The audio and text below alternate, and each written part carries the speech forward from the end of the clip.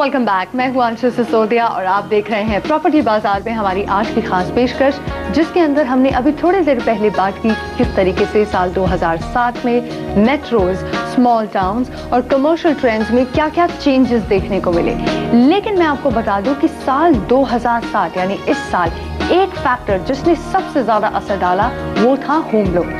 करीब 4-5 साल पहले ब्याज की दरें इतनी तेजी से बढ़ी कि सभी खरीदार से लेकर डेवलपर्स और तो और निवेशक तक भी प्रॉपर्टी बाजार से बहुत दूर चले गए। लेकिन इस साल होम लोन्स का क्या कुछ असर रहा, आइए देखते हैं।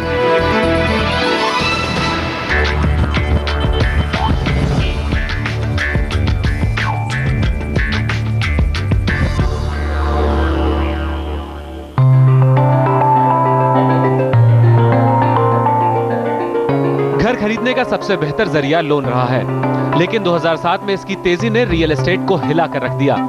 डेवलपर से लेकर खरीदार तक इस बढ़ते होम लोन की चपेट से नहीं बच सके। 2003 में औसत होम लोन रेट 7% था, वहीं 2007 में यह बढ़कर 12% हो गया। यानी अगर किसी व्यक्ति ने 20 साल के लिए 10 लाख रुपए होम लोन लिया है तो ब्याज दर की तेजी से उसकी EMI 3250 रुपए बढ़ गई, यानी सालाना उसे 39,000 रुपए ज्यादा देने पड़ रहे हैं।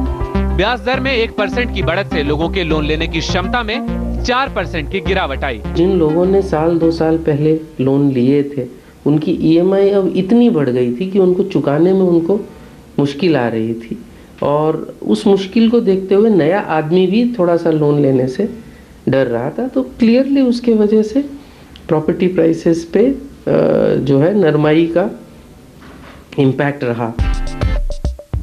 इन सब का नतीजा ये हुआ है कि 2007 में घर का सपना पालने वाले करीब 25% लोगों ने अपनी बुकिंग रोक दी।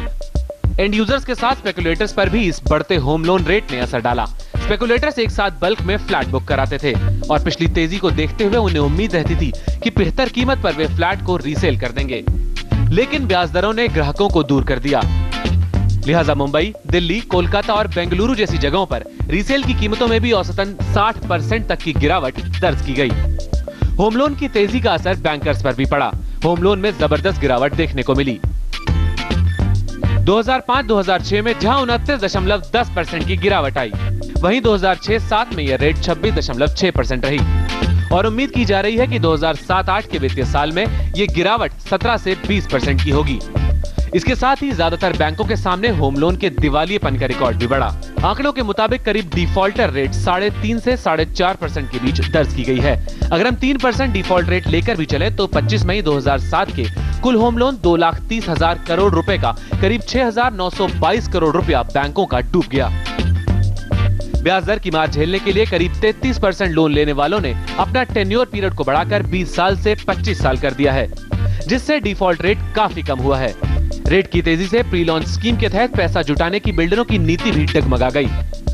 करीब 60% लोगों ने प्री लॉन्च जैसी स्कीम से अपने को पीछे खींच लिया, जिसका नतीजा हुआ कि छोटे डेवलपर्स को अपने प्रोजेक्ट को 12 से 18 महीने के लिए स्थगित करना पड़ा, जिसमें ज्यादातर बिल्डर्स अब बाजार से बाहर हो चुके हैं। इन सब का नतीजा ये हुआ है कि मेट्रो के अलावा बाकी शहरों में प्रॉपर्टी की खरीद बिक्री करीबन 70% तक गिर चुकी है। प्रॉपर्टी बाजार के लिए दीपू राय, दिल्ली।